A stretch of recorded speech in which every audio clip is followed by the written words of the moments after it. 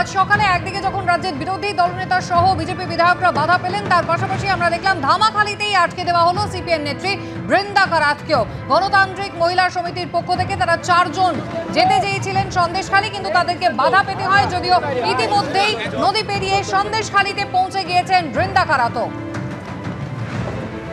নির্যাতিতাদের সঙ্গে কথা বলতে চান তিনি, এবং বৃন্দা কারাত তিনিও কিন্তু আজকে প্রাথমিকভাবে ধামাখালিতে বাধা পেয়েছিলেন, কিন্তু শেষ পর্যন্ত তিনি সন্দেশখালীতে পৌঁছতে পেরেছেন। একদিকে বিজেপি স্লোগান আর অন্যদিকে সিপিএম এর স্লোগান। এদিকে বসে রয়েছেন শুভেন্দু অধিকারী, তাকে আটকে দেওয়া হয়েছে এই নিয়ে পরপর 3 বার। আর অন্যদিকে আটকে দেওয়া হয়েছে বৃন্দা কারাত সহ বামপন্থী নেতৃত্বকে। তারাও কিন্তু সন্দেশখালীর উদ্দেশ্যে রওনা দিয়েছিলেন, কিন্তু ধামাখালি ঘাটে তাদেরকে আটকে দেওয়া হয়। কারণ 144 যারা আছে, এই কারণ দেখিয়ে প্রশাসন তাদেরকে ঢুকতে দেয়নি। বিশাল পুলিশি ব্যারিকেড তৈরি করা রয়েছে।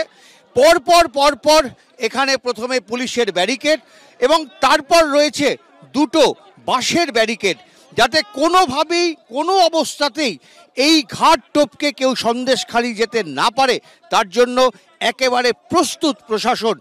এছাড়াও বিভিন্ন ঘাটে একাধিক জায়গায় সেখানেও কিন্তু পুলিশ মোতায়েন রয়েছে। কলকাতা হাইকোর্টের কথা যখন কোনো সরকার মানবে না, তাহলে কি বাকি আছে? কলকাতা হাইকোর্ট পরিষ্কার বলেছে কি there is no breach of peace, যেতে দাও। কালকে মেয়েরা আমাকে ফোন করেছে, আমাকে ডেকেছে, আমি সেজন্য যাচ্ছি। কিন্তু মেয়েদের কমপ্লেন, সেক্সুয়াল হ্যারাসমেন্টের কমপ্লেন আমাকে শুনতে দেবে না। এটা হয়েছে জানেন কখন? হাথরসে যখন আমরা গিয়েছিলাম, ইউপি সরকার আর সরকার ওরা ঠিক এরকম ব্যারিকেড করলো। আর আজকে মমতা ব্যানার্জি একটা মহিলা মুখ্যমন্ত্রী, ওর কোনো হেজিটেশন নেই। আরে মেয়েদের কথা শুনবে না, আর বলছে চক্রান্ত হচ্ছে। কার চক্রান্ত হচ্ছে? তোমার টিএমসি চক্রান্ত হচ্ছে। চক্রান্ত হচ্ছে মেয়েদের তোমার অফিসে দিয়ে সেক্সুয়ালি হ্যারাস করা, এটা হচ্ছে চক্রান্ত।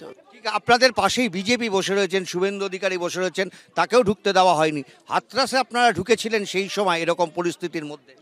হাথরাসের মধ্যে আমরা তখন ফিরে এলাম, তারপর আবার কোর্টের সাথে কথা বলে, তারপর সরকারের উপর প্রেশার ছিল, তখন সরকারকে তুলে নিতে হলো, তারপরে আমরা ভেতরে ঢুকেছি।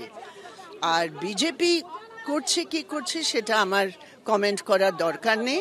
শুধু একটা জিনিস আমি বলবো, কেন আমি ম্যাডাম স্মৃতি ইরানির প্রেস কনফারেন্সটা শুনলাম, উনি সেটা ধর্মের নাম নিয়ে এই বড় অপরাধকে ট্রান্সফর্ম করার চেষ্টা করছে, এটা ঠিক না।